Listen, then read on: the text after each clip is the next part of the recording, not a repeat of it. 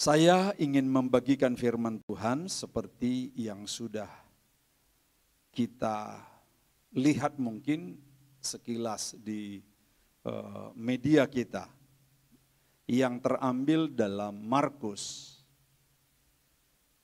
Markus pasal yang ke-9 ayat 36 sampai ayat yang ke-37.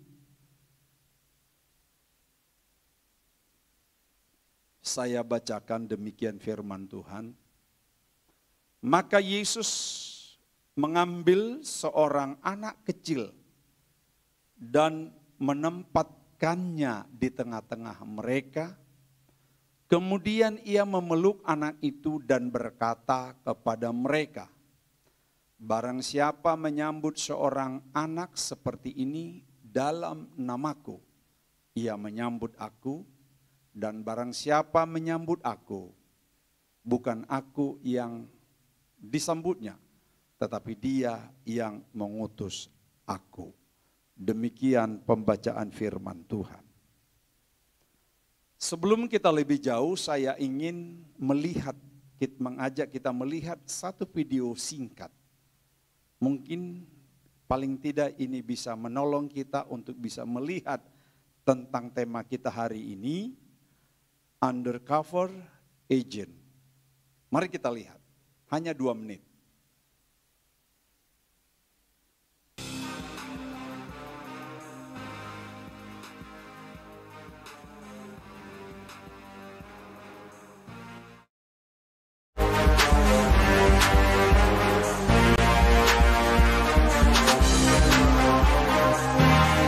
Let's go.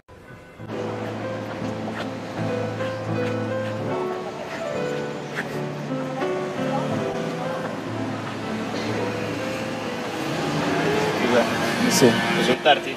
Ah sì, volevo tentare di mangiare qua per piacere. Non mi sembra il caso. Stavo pensando di poter prendere così una pizza. No, guarda, così vestito non ti posso No, fare ma- entrare assolutamente. no, ma ho i soldi. No, non se ne Guarda, parla. Non se ne parla. Guarda. ho un po' Ci di sono altri soldi. locali per favore laggiù. Non voglio discutere mezza strada, ok? Scusa. Capisci anche a me per favore? Dai, così vestito no. Ok, scusami. Ciao caro.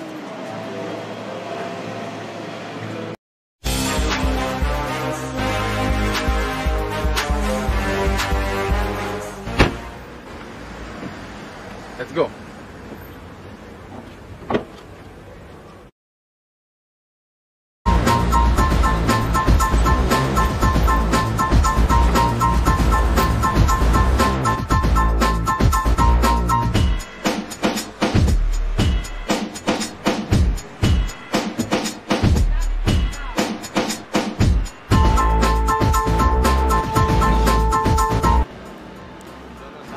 Buondì. Vuoi mangiare con noi oggi?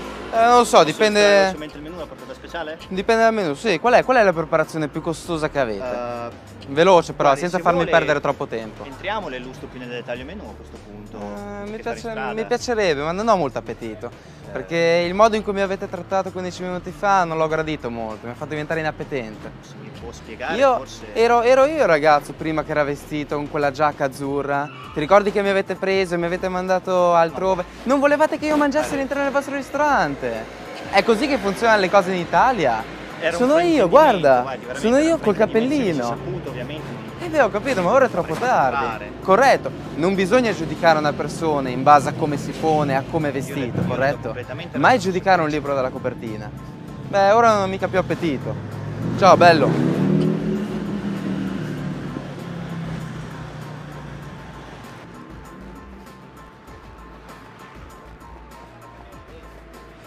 Come se avessi accettato. Come se avessi accettato, ma non ho proprio più appetito. Ciao, bello.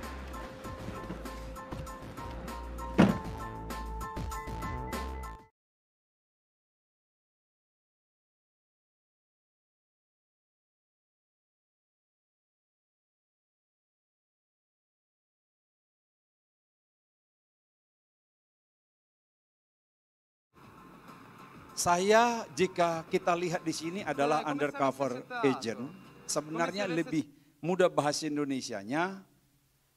Yesus sedang melakukan penyamaran. Yesus sedang menyamar sekarang ini. Karena selama ini ada masalah yang terjadi di dunia. Dunia ini sudah berubah. Hanya menyambut orang-orang yang pakaiannya necis, sepatunya mengkilat, mungkin seperti sepatu saya, dasinya bagus, tampilannya wow. Tetapi kita tidak sadar bahwa Yesus sedang menyamar. Dia seperti seorang agen yang menyamar seperti orang yang paling susah, orang yang paling menderita, orang yang tidak mendapat harga di tengah-tengah masyarakat. Itulah sebabnya murid-murid sedang bertentangan tentang siapa yang terbesar dan siapa yang paling hebat. Nah, untuk menjawab itu Yesus menempatkan seorang anak kecil. Yesus dengan segala cara agar murid-murid mengerti, paham isi hati Tuhan dalam melakukan firman Tuhan. Karena prakteknya, kehidupan sehari-hari, Yesus temukan banyak masalah dalam kehidupan. Murid-murid dalam kehidupan kita berjemaat, berinteraksi. Bukan saja di gereja maksudnya, tetapi di pesta. Makanya Yesus mengajar, kalau kau ke pesta, bagaimana caramu? Yesus menegur orang-orang Farisi. Bahkan Yesus menegur ahli-ahli agama. Ahli agama itu sebenarnya adalah tokoh panutan yang paling hebat. Mereka itu selalu kemana-mana dengan jubah kebesaran, dengan jubah kehormatan. Sehingga kalau orang lewat, kalau dia lewat orang harus meminggir seperti ini. Nah, berawal dari sini Yesus ingin memastikan supaya murid-murid tidak salah dalam mempraktekkan firman Tuhan. Makanya dia ingin menjadi seorang anak, dia ingin menjadi seorang seperti pengemis, dia ingin menjadi seorang yang sedang dipenjara, dia ingin menjadi seorang yang terlantar. Bagaimana? Apakah kita hanya seperti orang Farisi, ahli Taurat, ahli-ahli agama, hanya memberikan karpet merah kepada yang kita lihat tampilannya bagus seperti pemilik restoran atau pelayan-pelayan restoran tadi. Ketika dilihat seseorang turun dari mobil mewah, tahu tadi mobil itu harga berapa? Yang pasti itu MM. Enggak banyak orang punya mobil seperti itu di Indonesia. Paling Hotman Paris. Begitu dia lihat parkir itu mobil, langsung dia sambut, dia bujuk supaya masuk makan. Tapi ketika orang yang sama juga, dia datang hanya bertukar pakaian compang-camping dengan sendal jepit, dengan topi yang sedikit miring, dengan muka yang dilumurin lumpur. Langsung mereka menghakimi, memponis ini orang susah, ini orang tidak punya duit, ini orang yang tidak layak masuk ke restoran kami. Gereja sudah banyak memiliki peran seperti restoran tadi, yang hanya memberi karpet merah kepada orang-orang yang memiliki jas, tampilan hebat, punya jabatan, punya kedudukan. Makanya Yesus mengambil inisiatif. Dia menyamar seperti orang yang susah.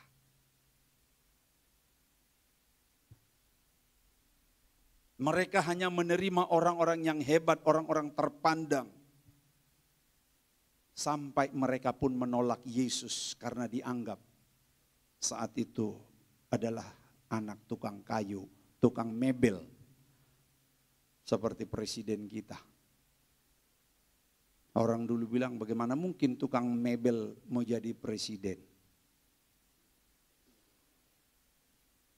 Konsep dan praktek-praktek inilah yang Yesus sangat celah.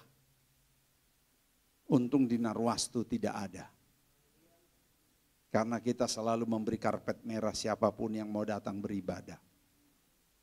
Kita selalu memberi porsi yang sama siapapun dia, mereka adalah penjelmaan Tuhan. Mereka adalah agennya Tuhan yang hanya menggunakan casing kelihatan susah.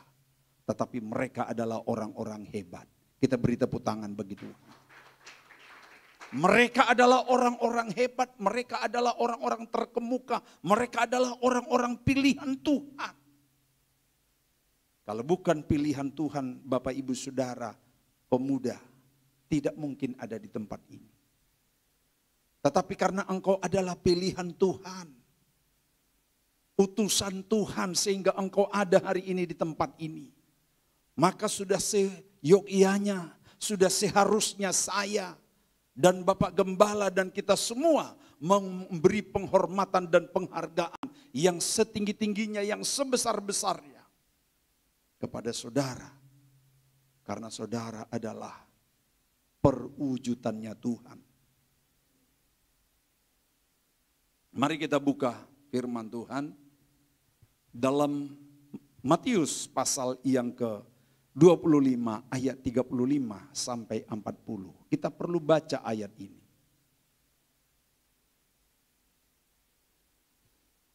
Matius pasal 25 ayat 35 sampai ayat 40. Sebab ketika aku lapar, kamu memberi aku makan. Ketika aku haus, kamu memberi aku minum. Ketika aku seorang asing, kamu memberi aku tumpangan. Ketika aku telanjang, kamu memberi aku pakaian. Ketika aku sakit, kamu melawat aku. Ketika aku di dalam penjara, kamu mengunjungi aku. Maka orang-orang benar itu akan menjawab, dia katanya, Tuhan, bila manakah kami melihat engkau lapar dan kami memberi engkau makan, dan haus dan kami memberi engkau minum? Bila manakah kami melihat engkau sebagai orang asing dan kami memberi engkau tumpangan, atau telanjang dan kami memberi engkau pakaian? Bila manakah kami melihat engkau sakit atau dalam penjara dan kami mengunjungi engkau? Jadi mereka bingung ceritanya. Kapan sih kami melihat engkau kelaparan, kami melihat engkau telanjang, kami melihat engkau orang asing, kami melihat engkau melarat. Sepertinya kami nggak pernah lihat. Nah, inilah yang sedang terjadi zaman sekarang. Kita tidak melihat lagi Tuhan, kita tidak melihat lagi Yesus sedang menderita. Tetapi ada banyak utusan-utusan Yesus, penjelmaan Tuhan, mewakili Tuhan, mengganti Tuhan. Nah, ayat 40, dan raja itu akan menjawab mereka, aku berkata kepadamu, sesungguhnya segala sesuatu yang kamu lakukan, bayangkan, segala sesuatu yang kamu lakukan untuk salah seorang dari saudaraku. Jadi ada saudara Tuhan yang hina, yang miskin, yang menderita. Kamu telah melakukannya untuk aku. Inilah yang sebut Yesus sedang menyamar sebagai orang susah. Kalau lihat orang susah, lihatlah mereka adalah bagian dari penyamaran Tuhan. Amin. Lihatlah ketika ada orang menderita. Lihatlah ketika ada orang sakit. Mereka itu sedang menyamar. Sebenarnya adalah perwujudan Tuhan. Disinilah gereja mulai kecolongan. Gereja sudah mulai tidak peduli. Mereka hanya melihat orang-orang yang hebat. Tampilannya seperti pada video klip tadi. Padahal sesungguhnya Tuhan lebih sering menggunakan orang-orang itu. Karena kalau menyambut orang kaya, menyambut orang hebat, menyambut orang berpangkat sudah pasti semua orang bisa. Tetapi bisakah kita masih memberi karpet merah?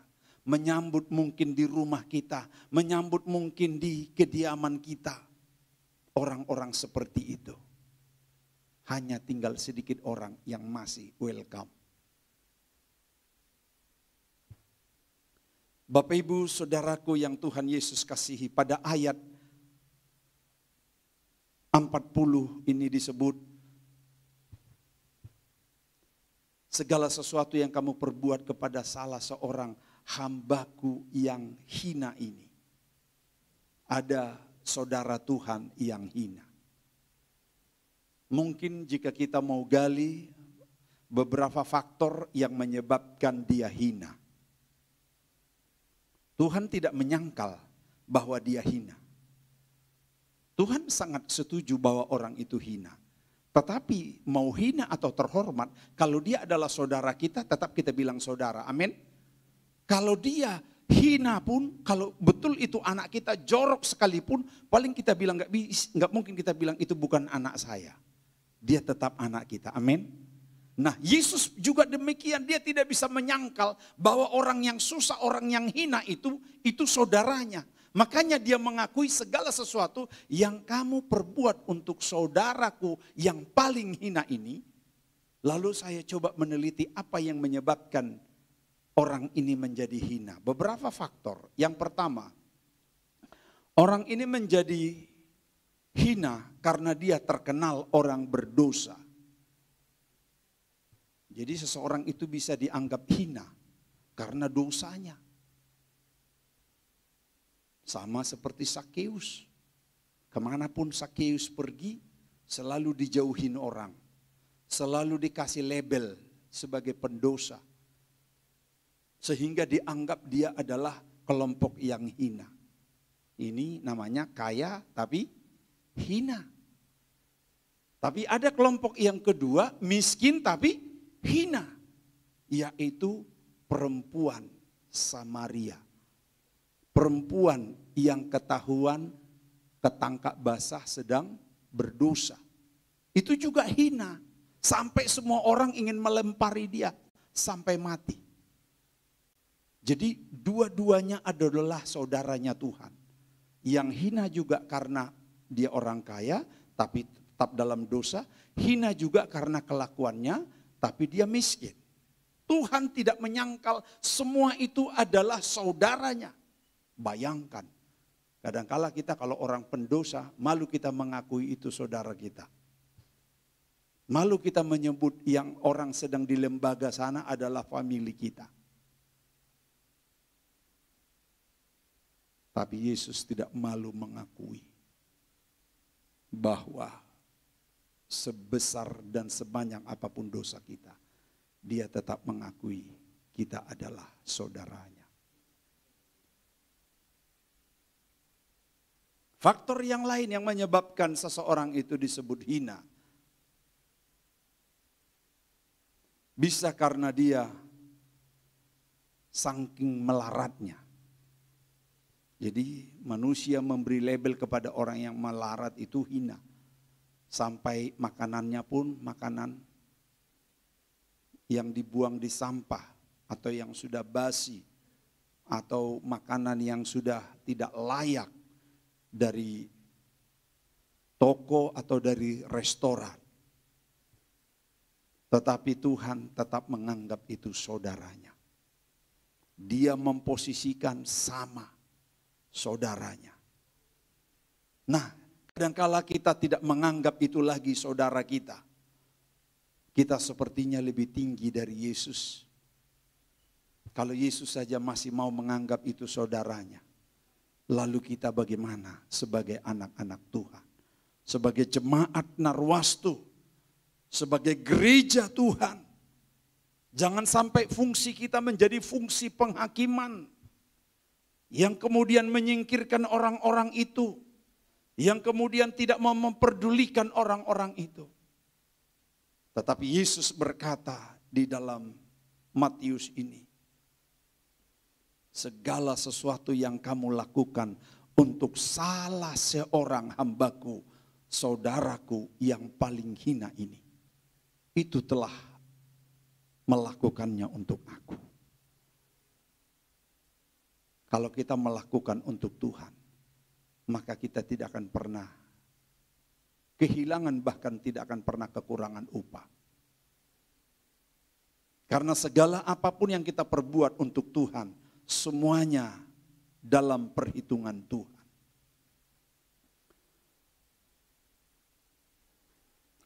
Saya ingin menyampaikan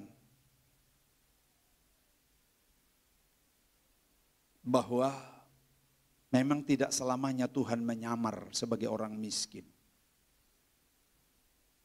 Bisa saja juga Tuhan menyamar sebagai orang kaya. Karena apa saja dia bisa lakukan. Kalau kita sudah memberi karpet merah kepada orang yang susah, orang yang menderita, orang yang sedang kelaparan. Makanya ada tradisi di rumah kami di Papua. Rumah kami tidak pernah kosong. Rumah kami lumayan banyaklah kamarnya. Ada 8 kamar dan cukup besar-besar. Dan rumah kami tidak boleh pernah kosong periuk nasi. Tidak pernah boleh kosong, minimal nasi. Kenapa? Karena sudah merupakan gaya hidup kami. Siapapun yang datang, mau mahasiswa kah, mau hamba Tuhan kah, mau siapapun, minimal kita sodorin, kita tawarin dia makan.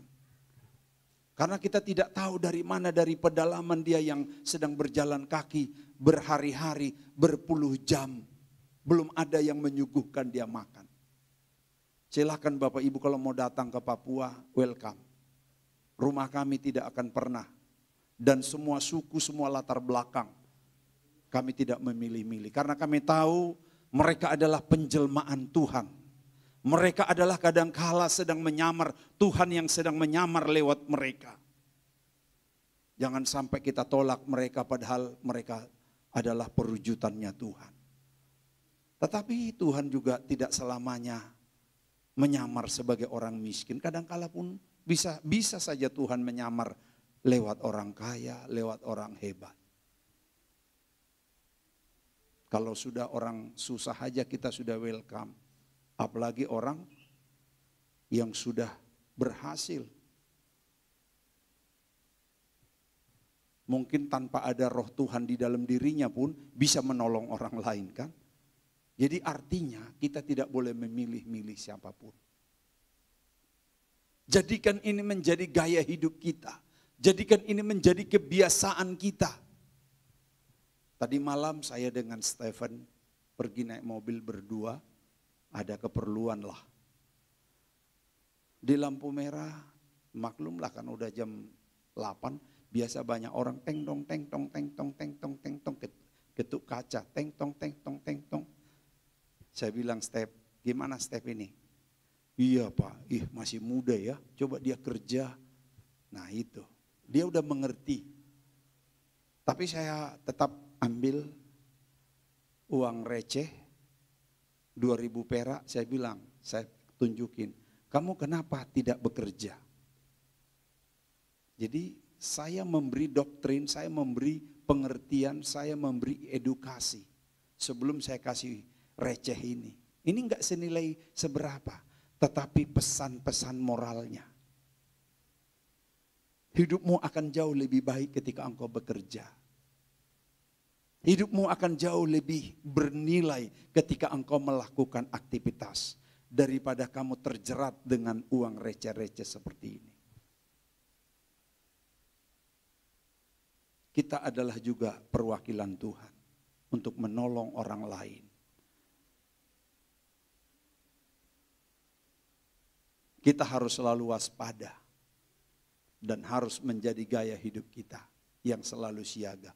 Mau orang miskin, orang susah, bahkan mau orang hebat pun kita welcome saja. Kita anggap sama saja. Karena mereka adalah penjelmaannya Tuhan. Kita beri tepuk tangan bagi Tuhan. Ada kasus yang saya alami baru saja dari Medan. Seseorang menceritakan kepada kami, kebetulan dia pemuda dari gereja kita dari Papua. Dia kuliah di Sumatera, di USU. Lalu saya tanya, sekarang ibadah di mana? Dia ceritalah di gereja, salah satu gereja. Dulu ada gereja kita yang dekat kampus itu. Kami dulu di sini Pak. 7 bulan pertama saya ibadah di situ. Walaupun tidak ada yang welcome ke kami, tidak ada yang menyambut kami.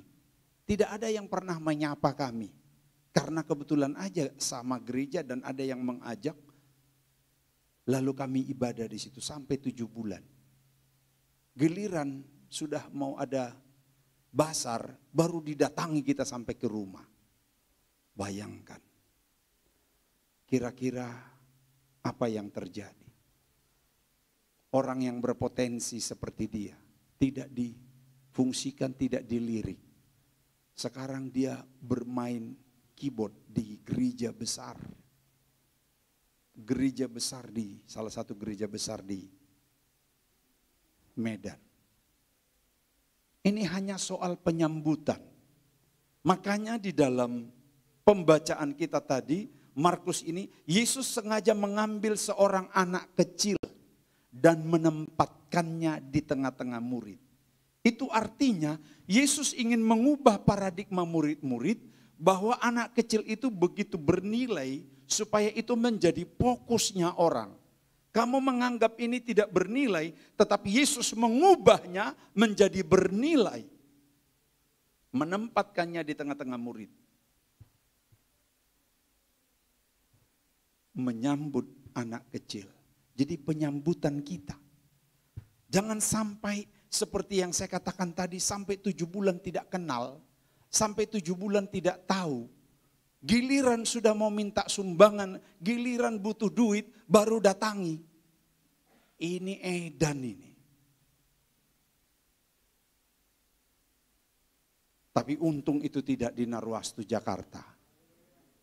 Kita di sini adalah orang-orang yang peduli. Kalau ada jiwa baru, jangankan orang tua, anak kecil pun, arahkanlah dia duduk terdepan. Itu menunjukkan dia adalah prioritas kita.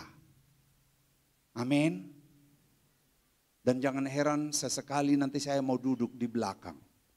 Saya ingin sebenarnya Bapak Ibu pemuda duduk paling depan ini. Supaya jangan sampai kosong ini. Itu sekaligus sebagai pertanda karpet merah kami kepada saudara-saudara.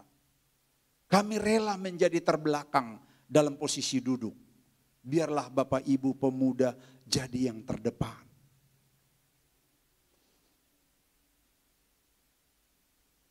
Yesus menempatkan anak kecil itu di antara murid. Padahal saat itu perdebatan murid-murid, mereka sedang berunding siapa yang terbesar di antara kita. Siapa yang paling dekat kepada Tuhan Yesus. Siapa yang paling dekat di antara kita kepada Bapak Gembala. Kira-kira gitu saat itu konteksnya. Tapi Yesus bilang, lihat anak kecil ini. Ini harus menjadi barometer kita. Kalau di tengah-tengah gereja anak kecil itu dianggap ya nggak ada apa-apanya. Kalaupun dia kolekte persembahan kecil. Kalaupun dianggap dia nyanyi, ya. Tapi kita harus seperti Yesus. Memberi ruang sebesar-besarnya. Memberi perhatian, memberi fokus kita adalah jiwa. Jadi mulai minggu-minggu yang akan datang. Kita harus bersama-sama memiliki hati penerimaan kita kepada jiwa. Jangan sampai kita kecolongan. Yesus sedang menyamar seperti anak kecil. Yesus sedang menyamar seperti orang yang sedang menderita. Yesus sedang menyamar seperti orang yang kekurangan.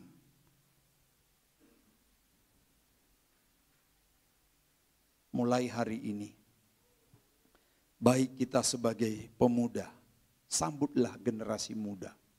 Jangan sampai ada anak muda yang sudah datang ke gereja, saudara tidak tahu namanya. Kalau perlu sampai alamatnya dan nomor handphonenya. Kalau perlu nomor sepatunya hafal. Supaya kalau dia ulang tahun engkau kebagian berkat kau belikan. Begitu juga orang tua. Bapak-bapak dan ibu-ibu. Jangan sampai sudah ada ibu-ibu. Sudah berminggu-minggu, berbulan datang ibadah. Saudara siapa ya? Gitu. Saya pun sering bertanya, tapi karena saya sering juga tidak ditempatkan, pas datang saya nggak ada gitu. Baru dibilang, wah saya udah sekian kali datang ibadah Pak. Tinggal saya bilang mohon maaf ya, mungkin pas datang saya nggak di tempat. Ya Bu Wawa ya, Ibu Wawa orang lama. Nah, harus paling tahu, begitu juga hamba Tuhan. Kita harus merasa kalau ada hamba Tuhan datang welcome. Itu bukan saingan, nggak ada saingan di sini. Makanya mimbar ini jangan sampai orientasi kita, kapan giliran saya khotbah. Bukan. Mimbar ini bukan ini tujuan kita.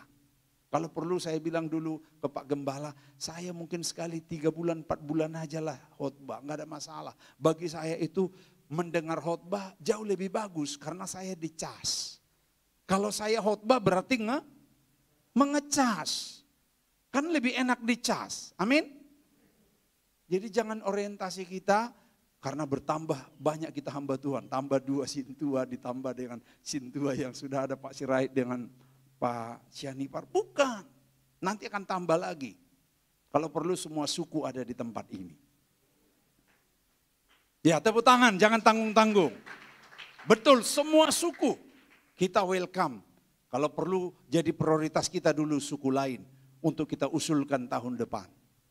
Karena itu setia ya, setia dan sungguh-sungguh. Jangan tanggung-tanggung. Karena lebih baik, lebih banyak pengerja, jauh lebih baik. Karena itu adalah firman Tuhan. Pandang sekelilingmu tuaian sudah menguning. Pekerjanya sedikit, padahal tuaiannya banyak. Jadi kita semua harus menjadi satu tim yang solid. Kita harus memberi karpet merah. Kalau makin banyak orang yang siap melayani. Laki-laki, perempuan, tua, muda, anak-anak sama. Mereka adalah perwujudan Tuhan. Penjelmaannya Tuhan. Untuk kita beri karpet merah. Tuhan memberkati kita semua. Amin. Haleluya.